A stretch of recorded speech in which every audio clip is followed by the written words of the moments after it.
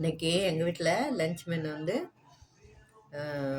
முளைக்கட்டின கடலை குழம்பு, வாழைக்காய் வறுவல், ரசம். இதுதான் வந்து எங்கள் வீட்டில் இன்றைக்கி சிம்பிளான சமையல் தான்.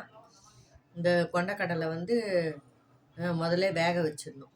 வேக வச்சு எடுத்துட்டு நான் வந்து ஊற வைக்கல, இது கடையில் தான் வாங்கினேன் முளைக்கட்டினது. இது வந்து முதல்ல வேக வச்சு எடுத்துட்டு அதுலேயே வெங்காயம், தக்காளி, மஞ்சத்தூள், மிளகாத்தூள், உப்பு, பெருங்காயம் இதெல்லாம் போட்டுட்டு புளி கொஞ்சம் கரைச்சி விட்டு திரும்பவும் வந்து